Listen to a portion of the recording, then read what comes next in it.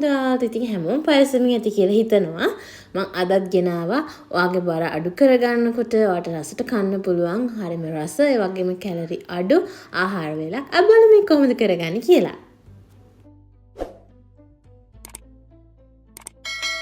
මේකට මම පාවිච්චි කරන්නේ ගෝවා මලක්. ඉතින් ගෝවා මල් එක අරගෙන හොඳට පිරිසිදු කරලා තමයි ගන්න ඕන. ඉතින් ගෝවා මල් එක මේ විදිහට මල් ටික වෙන වශයෙන් කඩාගෙන ඉවර වෙලා හොඳට පිරිසිදු කරලා අරගෙන ඊට පස්සේ ඒක හදාගන්න මුලින්ම වතුර එකක් උණු කරන්න ඕන. ඉතින් වතුර එක රත් වෙන්න දීලා ඒකට මම හොඳින් සෝදාගත්ත කොලිෆ්ලවර් එකතු කරගන්නවා. ඉතින් මේ කොලිෆ්ලවර් ටික එකතු කරගෙන මේක හොඳට තඹ ගන්න තමයි තියෙන්නේ.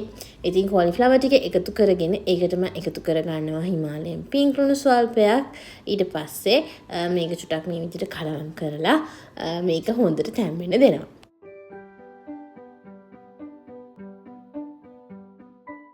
ඔන්න දැන් විනාඩි 3-4කට පස්සේ අපේ ගෝවා මල් ටික මෙන්න මේ විදිහට හොඳට තැම්බිලා තියෙන්නේ.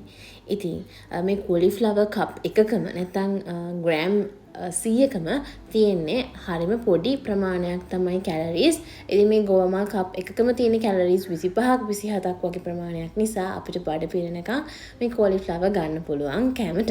ඉතින් ඔන්න මම ඒකේ වතුර ටික පෙරලා ඊට පස්සේ පෑන් එකක් හීට් වෙන්න තියලා මේකටම එකතු කරගන්නවා පිරිසිදු ඔලිව් තෙල් වලින් තේ හැඳි භාගයක්. එකතු කරගෙන ඒකටම එකතු කරගන්න යන්නේ ස්පයිසස් ටික.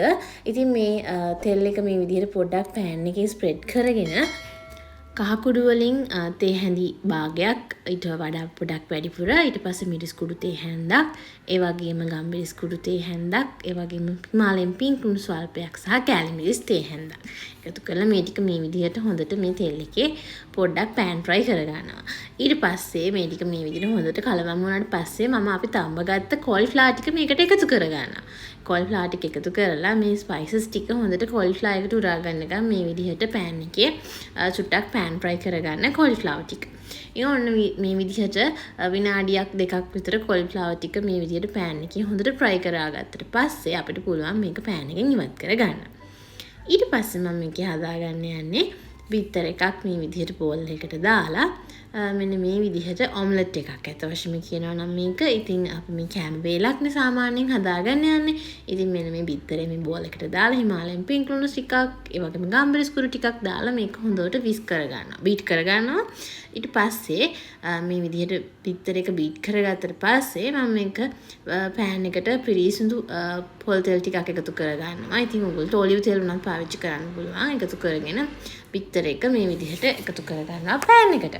පෑන් එකට එකතු කරලා ඒක පොඩ්ඩක් මේ විදිහට පෑන් එකේ ෆ්‍රයි වෙගෙන එද්දී මම මේකට එකතු කරගන්නවා ග්‍රේට් කරපු කැරට් ටිකක් ඒ වගේම ගෝවා ටිකක්. ඉතින් මේක මේ විදිහට එකතු කරගත්තම අපේ ඔම්ලට් එක ගොඩක් හොඳට ෆිලිං විදිහට එනවා. ඉතින් හොඳට බඩත් පිරෙනවා, හිතත් පිරෙනවා.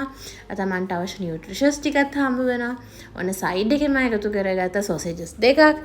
ඉතින් ඔයාලට චිකන් සොසේජස් ඕනම වර්ගයේ ඔයා කැමති සොසේජ් එකක් එකතු කරගන්න පුළුවන්. නැත්නම් චිකන් මොන හරි එකතු කරගන්නත් පුළුවන්. ඒ ටිකත් හොඳට පෑන් එකේ